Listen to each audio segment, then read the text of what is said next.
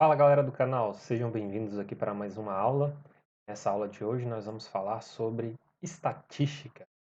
Falar sobre a estatística básica e nessa primeira aula nós vamos iniciar falando sobre alguns conceitos iniciais e sobre os tipos de gráficos que nós vemos na estatística, ok? Então esses conceitos vão ser interessantes para que vocês possam entender ao ler algum material sobre estatística ou ouvir alguma coisa sobre estatística, vocês compreenderem esses conceitos básicos. Então vamos lá para o primeiro conceito. O primeiro conceito vem de população. População é o conjunto de elementos que tem em comum a característica que está sendo investigado em uma pesquisa. Por exemplo, podemos falar a população do Brasil, fazer uma pesquisa com essa população. Então, qual é a característica em comum deles? Morarem no Brasil, ok? Mas eu posso fazer uma pesquisa cuja população seja uma escola, por exemplo, o Instituto Federal do Norte de Minas, Campus Almenara, e eu quero fazer uma pesquisa com os alunos. Então, a minha população para essa pesquisa seriam os alunos do Campus Almenara do Instituto Federal do Norte de Minas Gerais. Então, população, ela não é esse conceito de que é a população de um país, de um estado. Depende do que está sendo investigado dentro de uma pesquisa estatística, ok? Segundo conceito, muito importante esse conceito, é o conceito de amostra. O que é a amostra? A amostra ela é um subconjunto da população, cujos elementos vão fornecer as informações que estão sendo investigados por meio de uma pesquisa. Por exemplo, é muito comum isso a gente ver em pesquisas eleitorais. Eles não fazem a pesquisa para ver a intenção de voto de alguém com o Brasil inteiro, senão eles já estariam fazendo uma mini eleição. Então eles fazem uma pesquisa por amostra. Eles selecionam elementos ali da população, pegam dentro da população alguns, e esses alguns, como amostra, vão servir como uma base para que eles tenham ali o resultado. É por isso que às vezes na pesquisa aparece assim, com erro percentual 2 para mais ou para menos de 2 pontos percentuais. Então é porque é uma pesquisa amostral, mas não é porque é amostral que ela não seja, vamos dizer assim, coerente. A amostra nos dá muitas coisas, né? Se você pega de uma população, um grupo, e verifica que certas características acontecem, provavelmente essa característica acontece com a grande maioria. Bom, então a amostra é isso, é uma parte de uma população, de uma pesquisa. Vamos continuar aqui alguns conceitos. Outro conceito interessante é o conceito de variável. Variável é aquilo que a gente vai pesquisar, é aquilo que a gente quer saber. Quero saber o que dessa pesquisa? É o objeto que eu vou estudar. Eu quero saber como vive a população com relação a saneamento básico. Então, a minha pesquisa é essa, como é o saneamento básico. Essa é a variável. Eu quero saber qual é a idade da população. Então, essa pode ser uma variável, né? Idade da população, uma pesquisa. E aí as variáveis elas podem se classificar em dois tipos. Ela pode ser quantitativa. O que é uma variável quantitativa? É aquela que, quando a pessoa vai te responder essa pesquisa, ou se você for responder uma pesquisa, você vai responder com um número. Por exemplo, sua idade, sua altura, qual a distância que você percorre para ir para a sua escola. Então, tudo que você responda com um número, com um valor, essa é uma variável quantitativa. Mas a variável pode ser também qualitativa. O que quer dizer? Ela não apresenta um número, ela apresenta uma característica ou preferência do entrevistado. Então, essa variável é uma variável qualitativa. Por exemplo, qual é o seu sexo? Qual a sua cor? Qual a sua religião? Então, essas são variáveis qualitativas. A resposta não é um número, é uma característica ou uma preferência. Ok, pessoal? Então, vamos continuar aqui os nossos conceitos básicos de estatística. Vamos lá, um outro conceito: tabelas de frequência. É muito comum a gente, ao estudar estatística, a gente deparar nos livros com tabelas de frequência. São tabelas que organizam e resumem um conjunto de dados coletados em uma pesquisa. Vamos supor que foi feita uma pesquisa com, sei lá, 100 pessoas. E aí você tem lá várias respostas diferentes. Vamos dizer que essa pesquisa foi quantitativa, foram números. Então você tem vários números como resposta lá soltos. Então, uma tabela de frequência, ela existe para que se organize esses dados. Porque os dados soltos não servem para nada. A estatística vem para nos dar uma visão clara de algo que está acontecendo na sociedade, de uma pesquisa sobre algum fenômeno, algo que está acontecendo. Então, se esses dados estão soltos, a gente não consegue ver claramente. Então, as tabelas de frequência servem para organização de uma pesquisa, tá? Na tabela de frequência, vão constar ali a frequência absoluta, a gente vai colocar aí como um F maiúsculo e esse Azinho aí subscrito. Ela corresponde ao número de vezes que cada valor da variável aparece nos dados obtidos. Então vamos lá, uma pesquisa de qual a distância que você percorre para ir para a sua escola. Aí você vê que lá 5 pessoas responderam que percorrem 10 quilômetros. Então, o valor 10 quilômetros vai ter uma frequência absoluta de 5. Foram 5 pessoas que responderam, que deram esta resposta, tá? Lá na pesquisa. E existe também a frequência relativa. A frequência relativa, ela é a razão entre as frequências absoluta e o número total de dados disponíveis. Então eu pego lá a quantidade de pessoas que respondeu um determinado valor e divido pelo total de pessoas da pesquisa. Ficou meio confuso? Vamos ver um exemplo aqui, ó. Esse exemplo aqui eu fiz uma pesquisa com os alunos da turma 0119 ADM do Instituto Federal do Norte de Minas, Campus Almenara, e a gente fiz a seguinte pergunta para eles, né? Qual era o gênero de filmes que eles mais gostavam de assistir? Aí apareceram essas opções aqui, ficção científica, romance, suspense, assim por diante. E eu fui pesquisando e descobri o seguinte, que 3 pessoas gostavam de ficção científica, ó, frequência absoluta, 3 pessoas. Romance, 6 pessoas. Suspense, 1 pessoa. Comédia, 3 pessoas. Vejam, isso aqui é a quantidade de pessoas que respondeu essa característica. Teve essa escolha dessa variável qualitativa.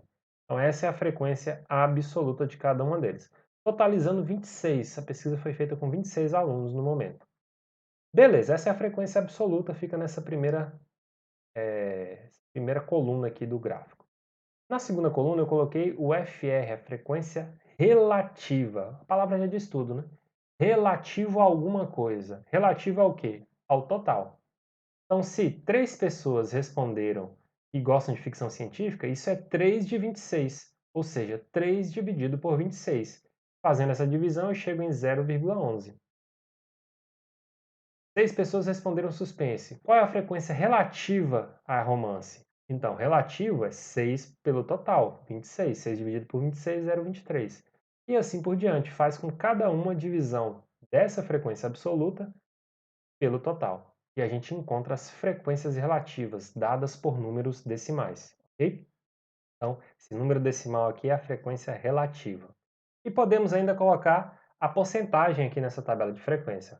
0,11 é a mesma coisa que 11%, né? Multiplica por 100 e coloca a porcentagem. Ó. 11%, 23%, 5% e assim por diante. Totalizando aqui, ó, 100% no final. E interessante da frequência relativa é que no final aqui, ó, no total, quando a gente soma todas essas frequências relativas de cada um dessas características, 0,11, 0,23, 0,05, 0,11, 0,15, até o final aqui, nós vamos chegar em 1. Porque 1 é a mesma coisa que 100%, né? Se eu multiplico por 100 e coloco a porcentagem, 100%. Então, pessoal, isso aqui é uma tabela de frequência mostrando aqui para vocês, ok? Vamos prosseguir aqui alguns outros conceitos básicos. Vamos lá. Classes ou intervalos de valores. Esse conceito ele é importante pelo seguinte: existem muitas pesquisas em que as respostas elas são próximas, mas não são iguais. Por exemplo, se a gente faz uma pesquisa com a população brasileira, qual é o seu salário? Qual o salário que você recebe? Líquido. Então, pode variar ali reais, alguns centavos. Ah, mas a maioria recebe um salário mínimo, mas pode receber algum adicional e aí aumentar o seu salário líquido. Então, pode variar alguns reais, alguns centavos. E aí, se eu faço uma pesquisa com muitas pessoas, eu posso ter vários dados ali diferentes. Aí eu vou montar uma tabela de frequência daquelas que a gente montou agora e vão ter lá 100 linhas. É uma tabela que não vai nos mostrar nada, essas 100 linhas. 100 linhas, quem vai olhar para ficar lendo cada uma delas? Então, a estatística aí já não está servindo para nada aquela tabela. Uma tabela serve para ficar organizado, a gente bater o olho e ver as informações que são necessárias. Então, as classes ou intervalo de valores, ou intervalo de classes, são intervalos reais usados para agrupar os valores de uma variável quantitativa, quando eles são demasiadamente diversificados, não havendo praticamente repetição de valores. Tá? Eu vou dar um exemplo aqui para vocês, que é esse daqui. Ó. Uma pesquisa feita determinando a altura de alguns alunos em uma escola, em uma sala, né, com 20 alunos. E aí verificou-se o seguinte, eu não consigo dizer aqui que 6 alunos têm 1,69 m, ou 1,70 m, ou 1,71 m e 72. Por quê? Porque provavelmente variou entre 1,69 e 1,74. Então eu coloco aqui 6 pessoas. Já imaginou se eu colocasse aqui 20 linhas para poder observar essa altura? Sendo que a diferença não é tão grande, esses 5 centímetros? Então a gente organiza isso aqui em intervalos. Quais são os intervalos? 1, 2, 3, 4, 5 intervalos. Vocês podem ver que a variação deles aqui, ó, é de 5 centímetros de altura, ó. 1,74 até 1,69, 5. De 1,79 a 1,74, 5. Todos eles aqui a diferença é de 5 do maior para o menor. Então, um intervalo bem organizado e a gente consegue ver que 6 pessoas têm entre 1,69 m e 1,74 m. 3 pessoas têm entre 1,74 e 1,79 m. 2 pessoas estão nessa base aqui média de altura. 5 pessoas estão entre 1,89 e 1,94. Então a gente consegue ver, por meio desse gráfico, ele fica mais organizado e são valores tão irrelevantes essa diferença aí de 5 centímetros que o preferível é organizar assim. Então, em uma pesquisa estatística também temos que ter atenção com isso, em organizar os dados de uma maneira clara. Se vai ser uma tabela de frequência só com dados absolutos ou se vai ser aí um intervalo de classes, né, que a gente precisa colocar aí de tanto a tanto para que a gente possa mostrar melhor aquela informação. Vamos prosseguindo aqui alguns conceitos básicos. Agora chegamos num conceito muito importante, que são as representações gráficas. O uso de gráfico, pessoal, sem dúvida, é um dos recursos mais importantes da estatística. Ele é utilizado nos jornais, nas mídias em geral, para representar um conjunto de dados. E entre as vantagens desse uso dos gráficos é porque a gente consegue bater o olho sem precisar ficar pesquisando, lendo muito e já entender a informação, já compreender qual é o que a pesquisa está querendo mostrar. Então o leitor ele consegue absorver informação muito rápido só vendo um desenho. E ele, pelo forte apelo visual e estético, chama a atenção para a gente observar os dados. É por isso que os jornais apresentam muitos dados estatísticos para apresentar uma informação. Isso chama a nossa atenção e a gente consegue ver ali muito claramente a situação. Mas quais são os tipos de gráficos que nós temos em estatística? Então vamos lá, o primeiro gráfico, gráfico de barras. Como é que é esse gráfico de barras? Aí, ó, um exemplo. Pesquisei com os turistas no Brasil, quem são eles, de qual país vêm? Aí mostrou aí alguns países da América do Sul. E esse gráfico de barras é um gráfico de barras horizontais. As barras estão na horizontal. São barras na horizontal.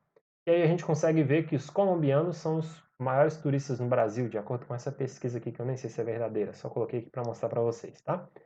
Argentina depois. Tá vendo como claramente a gente vê isso? Ó? Os colombianos são os que mais vêm, depois os argentinos. A gente bate o olho no gráfico, então a informação está bem divulgada aí por meio desse gráfico. Pode ter um gráfico de barras que ao invés de horizontal, ele seja vertical. Veja aí, ó, uma pesquisa do IPCA, onde está mostrando aqui o peso dos itens, né? Na alimentação, transporte, habitação, saúde, foi colocado aqui na horizontal, e os gráficos estão na vertical. E para a gente ver que a alimentação está como o maior valor aqui, ó. Dá para a gente ver também claramente, dentro do peso dos itens no IPCA. Então, novamente um gráfico bem colocado, um gráfico de barras para mostrar isso aí, né? Uma característica e a quantidade dela aí, do peso, na porcentagem dos itens. É o gráfico de barras. Outro gráfico muito importante e que vemos geralmente muito em época de eleições, o gráfico de linhas. O gráfico de linhas, pessoal, ele tem uma característica muito importante para mostrar o desenvolvimento de uma determinada variável com o passar do tempo. Geralmente o gráfico de linhas é para mostrar uma linha do tempo. Linha do tempo, né? Isso mesmo. Veja aqui, ó, esse aqui é um exemplo. O consumo de energia nos últimos 7 meses. E aqui embaixo nós temos o tempo. Então aqui está passando o tempo. Ó.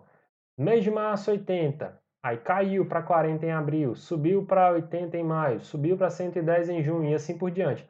Então, O gráfico de linhas ele é interessante ser utilizado quando sempre que a gente quiser mostrar uma variável, a variação dela, com o tempo. E as pesquisas eleitorais fazem isso, né? Elas falam assim, em agosto fulano tinha tantos pontos percentuais, aí em outubro foi tanto, dezembro foi tanto, janeiro caiu, não sei o que subiu. Então, essa pesquisa, esse gráfico de linhas, ele é interessante mostrar para sempre que a gente quiser analisar o tempo, né? Sempre que a gente quiser ver essa variável com o passar do tempo. Outro gráfico, também conhecido como gráfico de pizza, é o gráfico de setores. O gráfico conhecido como gráfico de pizza porque o desenho já sugere isso, né? Como se fossem pedaços de pizzas aí. É um gráfico de setores, também é um gráfico muito interessante quando a gente quer mostrar que uma determinada característica ou valores, ele, ele é maior do que o outro, dentro de um universo. Por exemplo, aqui a gente bate o olho e vê que essa 40% do futebol é maior, né? Preferência por modalidades esportivas aqui, ó, de um grupo. Então, vê aqui que esse pedaço ele é maior, representa uma fatia maior dessa população. Então, sempre também que eu quiser representar uma porcentagem, essa gráfico de setores ele é interessante para mostrar uma parte da população que tem aquela que gosta daquela característica, ok? E por último, pessoal, é o gráfico chamado pictograma. Ah, não, tem mais um ainda. Mas esse tem mais um ainda. O pictograma, o que é o pictograma? O pictograma, ele é um gráfico que no seu desenho aparece aquilo que está sendo pesquisado. Esse exemplo aqui que eu coloquei para vocês, ó, produção de veículos de uma empresa X. Olha o gráfico que está mostrando? Veículos. Aí ele coloca um desenho, coloca uma legenda indicando que cada desenhozinho desse carro equivale a 10.000 unidades, aí você vai contando aqui, ó, 10.000, 20.000, metade de um carrinho, então 25.000, 2004. Aí aqui já foi quanto? 10.000, 20.000, 30.000, 40.000 em 2005.